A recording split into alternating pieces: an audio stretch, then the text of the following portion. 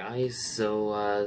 This weekend I got to see Kingsman: The Golden Circle, and as you know, I really enjoyed the first Kingsman movie. I would probably rate it as one of my top favorite action movies of all time. And honestly, it's probably somewhere in my list of favorite movies of all time, like that one big list I have of just movies I could not live without ever being able to watch again. Like, there are some movies where it's like, I really like that movie, but if I never saw it again, wouldn't be the worst thing in the world. And then there are other movies where it's like, if I could never see that again, I would legitimately be sad.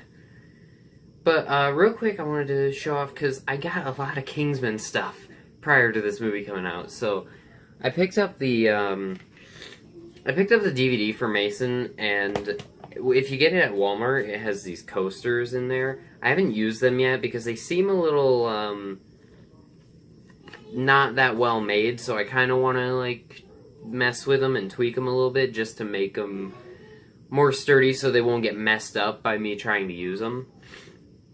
But if you have used them and they're just fine, then let me know in the comments of this. But yeah, these are cool. Kingsman and Statesman, or yeah, like that. So those are cool. I like those. And then I bought the Blu-ray of the premium edition because I had this Blu-ray that I got like a year ago, maybe a year and a half ago. And since it's a rental one, I bought it used from Family Video. It has recently been starting to skip and glitch and stuff, so I was like, I gotta get a new one. And luckily, just in time for the new movie to come out, they had the premium edition popping up in Walmart with a free ticket to the Golden Circle, which is also what the DVD had. That's why I got the DVD and gave it to Mason, because then we got into Kingsman for free. But it also came with this cool little booklet here that has like a bunch of behind-the-scenes stuff on Kingsman: The Secret Service. So that's really cool. It also had these cool character cards from the Secret Service. So you got JB, Jack Bauer, Eggsy, Arthur. Looks like I got two Arthurs. That's weird. Gazelle, Harry, Merlin, Roxy, Valentine, and then back to JB. So yeah, I got two Arthurs in there. That's weird. I think that might be like an error on the part of the manufacturer, but that's kind of cool. That makes it more special. So that's cool. And then it's got this cool slipcover here. I don't have it in there just because I wanted to keep it on the shelf, but I still have this. And this is cool because it's got like this matted feel to it. It feels very smooth. And then you have like the Kingsman lettering for the title and then the premium edition. That's all like a spot varnishing on there, so it has like a different texture to it, and it says like "Manners maketh man" on the back. So that's really cool. And then this is the case for it, and I love that design. I'm so glad I picked this up because personally, I like it so much better than this one. This one, I was never actually a huge fan of this cover for it, so I'm glad that this is what they decided to go with for a re-release, because I like that a lot more. But hey, now that we've talked in length, and I forgot to mention the glasses, I went and saw it, and the theater employees were wearing these glasses and Statesman hats. I tried to get a Statesman hat to wear for this review. The theater wouldn't give them up. So I just went with the glasses. They happily gave up an extra pair of glasses because they had multiple pairs, but they only had a few hats. So I didn't get a hat, but I did get the glasses, and the glasses are cool. They say Kingsman: The Secret Service on the one side, and then they have the Kingsman logo on the other side. And I have decided that this year for Halloween I'm going to do a Kingsman costume. I just don't know who I'm going to go with yet. I'll probably end up doing Eggsy. But I kind of would like to try Harry, and maybe even do how he looks in the Golden Circle, where he has, like, the one half is, like, it's like a blackened out lens, so that would be cool. But I'm going to wear these for the rest of the review, just because I think that's cool. But let's finally, I've been talking for about 5 minutes about stuff other than this movie, sorry. Let's talk about Kingsman: The Golden Circle. So, with their headquarters destroyed and the world held hostage, members of Kingsman find new allies when they discover a spy organization in the United States known as the Statesmen. In an adventure that tests their strength and wits, the elite secret agents from both sides of the pond band together to battle a ruthless enemy and save the day. Something that's becoming a bit of a habit for Eggsy. So, first off, I want to talk about Taron Egerton, who was the standout of Kingsman: The Secret Service, and one of those actors that I never heard of him before that movie, and now I'm just following every single bit of his career just because I'm like, oh man, he was so good in that. I can't wait to see what else he's got coming out, and I'm just really excited about all of his upcoming projects. And I was really excited to see him return to this character, and it did not disappoint. He is amazing. He has grown quite a bit as an actor, too, since the first one. And we definitely get to see a new emotional side to him, and I loved seeing his progression as a character from the first movie to this one, and I can't wait to see how it progresses in the still unconfirmed, but kind of confirmed, third film. And then you have Colin Firth returning as Harry Hart. He's amazing. We get to see a whole new side of him in the movie. We get to learn a little bit more about his past. There's a really great... I talked about how Guardians Volume 2 had the best CGI de-aging for the young Kurt Russell scene at the beginning. There is a flashback during a certain scene in this movie. I'm not going to spoil what part of the movie it's in or what happens in it. But we do get to see a CGI de-aged Colin Firth, and it looks incredible. Like, you know how sometimes with the CGI de-aging, it's like, yeah, that kind of looks like CGI, and something just looks off about it. It doesn't look quite human. This was not that. This looked incredible. Like, there was nothing bad about it. And it was very brief, so that could account for it. It could be like how I didn't really have a problem with the way that Leia looked at the end of Rogue One, just because she wasn't in it for that long. But either way, I thought it looked really good. And, you know, they definitely have a good reason for bringing him back. And one of the best things about this movie is that we actually get to see him as like a part of the finale fight scene, which is a step up from the first film, because I feel like, I didn't say this in my review, but if I had to really pick a big complaint, and this is mainly just nitpicking, because I love the way they handled his character in the movie, but if I had to pick a little nitpick, it would be that I really wanted to see the fully trained Eggsy and the fully trained Harry fighting side by side against Valentine, and instead he's taken out pretty late into the movie, so yeah, I really wanted to see him share the big fight scene with Eggsy, though, and now we get to see it, and it was worth it. It was just amazing. I'm trying to stay vague on spoilers. I'm going to do a spoiler review of this movie because I think it actually deserves one, so yeah. And then you have Julianne Moore as Poppy. She's great. She's a very different villain than Richmond Valentine, so if you're going in thinking, oh, they're just going to redo the same type of villain from the last movie, she does, and she even mentions it in the movie, she does take certain inspirations from Valentine as a character. Her character takes inspirations from Valentine, but she's also a much different type of villain and a much more different type of character.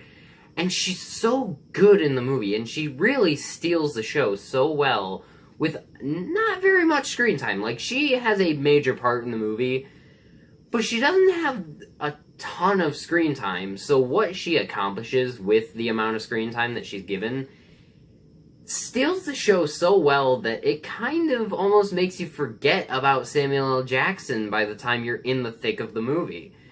And that's great. When they can have a villain that has stepped up so well from the previous one that it makes you just completely forget about the last villain. And not saying Samuel L. Jackson's bad. I'm going to probably watch Kingsman: The Secret Service again tonight.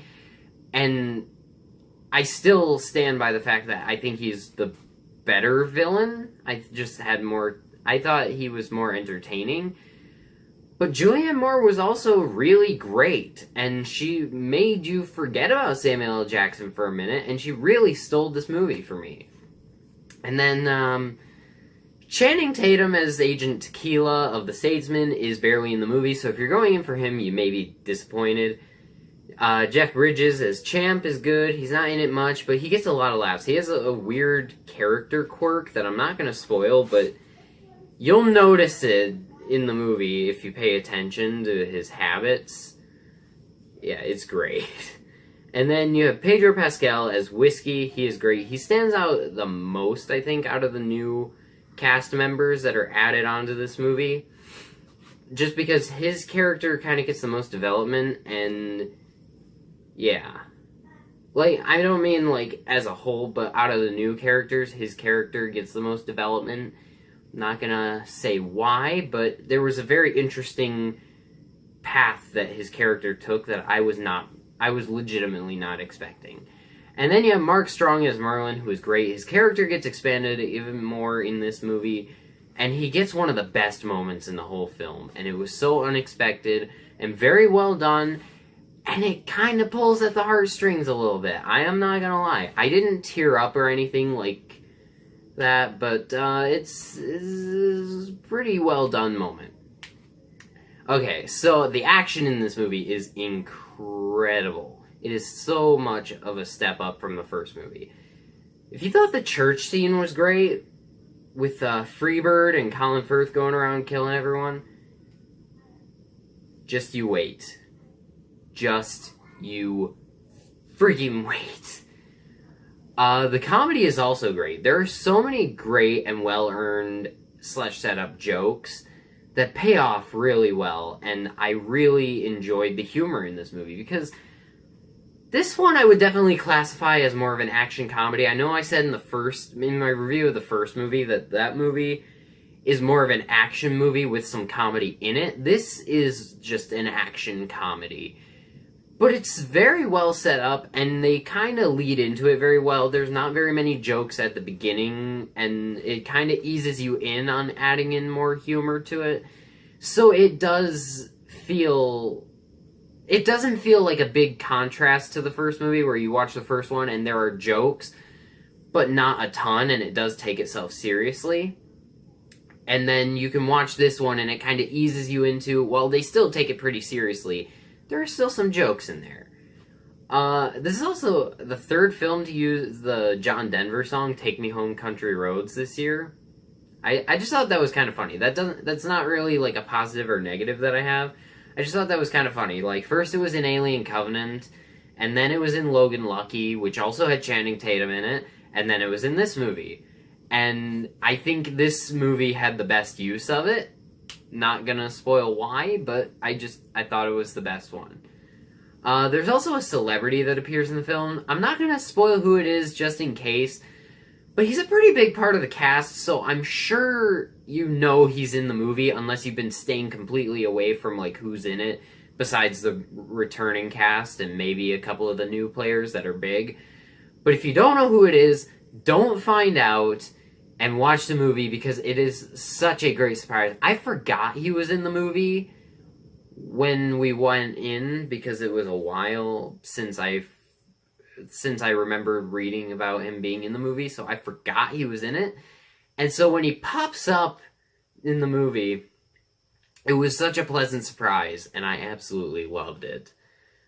And it's one of the best, funniest parts of the movie, especially when he pops up during the main action set piece in the third act. It's so great. The Statesmen were a great addition to this world that's set up in this movie. I can't wait to see where their cooperation leads in the next film. They're not in the movie a ton, but when they are there, it's really just something great. I mean, obviously the movie is called Kingsman, so they do focus on the Kingsman, but the Statesmen get a really substantial part in the movie, and I felt like their involvement was very well brought into the movie, and it felt like a natural progression in the universe of this movie. There are also many great callbacks to the first movie that feel very well balanced with the new things and are very well earned. And we also get to see some new things and old things from new perspectives. Like, we get to see the aftermath of what happened to Harry after the ending of the church scene from the first Kingsman, after Valentine shoots him in the head. We get to see the aftermath and how the statesmen kind of play into that, and it's really just something great, and I love that they did that bit of universe building with that. And also, I guess you could technically say it's a retcon. I know retcons are where you change the past to fix something. This wasn't really fixing anything. Well, they were going back and changing something so that they could have a character come back. Would that technically be a retcon? I'm just going to call it a retcon. So, they do kind of retcon a couple things by showing things from new perspectives. But that's cool. That's really cool. And I'm gonna talk about one. It's not a big part of the movie, so you're not gonna feel like I spoiled anything if I talk about it. But my favorite one is they're in this bar in Kentucky, and these douchebags come up and tell them to leave, and then Harry gets up and he's like, "Manners maketh man. Do you know what that means? Then allow me to teach you a lesson." He tries to fling the glass like he did in the first movie, but since he's got the one eye is gone, his depth perception is kind of off, so he misses. I thought that was a really good callback to the first movie, and also a great setup for a joke that was very well earned. And if you think that is a really good bit of humor and callback, then I think you're gonna like the rest of the humor and callbacks in this movie. Now on to some negatives. There are many things that I wish were kept out of the trailers. It really ruined a couple of surprises for me. Like, there's a couple of shots from the end of the movie in the trailers. Obviously, Colin Firth's involvement should have been kept under wraps, just because that reveal in the movie would have been so much better if they had kept it out of the trailer. There's a couple of really good jokes in there that I wish were kept out. Yeah. Especially the final trailer. If you watch the final trailer that was released like maybe a week before this one came out, it was like 1.5 minutes long. Kind of wish I didn't watch that. But, yeah. Honestly, if you haven't watched any of the trailers and you haven't seen the movie yet, the trailer I would recommend is like the sneak peek they released, where it was like a bunch of flashing images flashing by really fast. Just watch that. That'll be sufficient enough. I don't blame the movie for that, though. I blame the marketing team overall for that, because obviously marketing is in charge of all that, and that's their fault for putting that in the trailers. And then I feel like some of the pacing was not as well utilized, I guess would be the word, compared to the first movie. I felt like the first movie was paced very well, and this movie was paced very well for the most part. It's just that there are, I guess, about in the middle of the movie, it really kind of slows down quite a bit, and then it ramps up really fast, and then it's kind of just non-stop for the majority of the rest of the movie, and I wish they had kind of blended the slow parts and the non-stop action a little bit better. Because there were a couple times during a couple of action scenes where I was like, oh, we just got done with an action scene. Oh, here's another action scene. Oh, and then another one. Okay, here we go. And not gonna lie, up until the third act, when it came to like the second act action sequences, it did get, I don't want to say boring. I definitely don't want to say boring. It felt like, okay, can we have something other than an action scene for a couple minutes? I'm still trying to calm down from the last one, and now you're trying to throw another one at me. That's all. But, I also feel like a few characters could have been better developed and utilized in the movie, specifically Tequila. He has a very strong opening, and then just kind of disappears, and they kind of just leave him out for a bit. But overall, I had a lot of fun with this movie. I think it's definitely, in my personal opinion, I think it's better than the first one. Yeah, it has some issues, and the first one has some issues too, just nothing that I really had any problems with. This one, I did have a couple of problems with that I actually felt like I needed to talk about. But also, so much of the things that are stepped up in this movie make up for the problems that I had.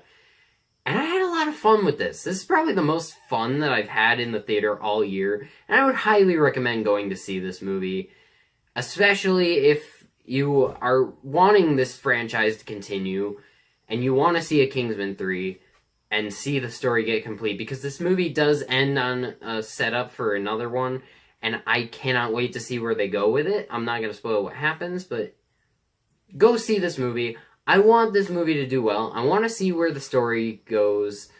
I want to see how the story is going to end, because I'm pretty sure Matthew Vaughn said he just wants to do a trilogy and then that's it. So I do want to see how the story ends. And yeah, I also can't wait for the Blu-ray, because apparently the Blu-ray, apparently Matthew Vaughn, the original cut of the movie, was like 3 hours and 40 minutes long, and they're considering putting that on the Blu-ray as like a alternate cut. And I really hope they do, because I want to see that so bad. But anyways, guys, I'm going to give Kingsman: The Golden Circle an A+. Thanks for watching this video. Let me know in the comments what you think of The Golden Circle, if you've seen it, and tell me what you prefer more. Do you think The Golden Circle is better, or do you think The Secret Service is better? I personally think Golden Circle is better, but that's just because I think the characters were more well-developed.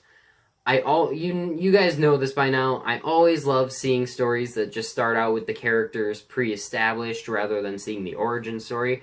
I do love the origin stories. I think Kingsman: The Secret Service is a great movie, and I watch it all the time.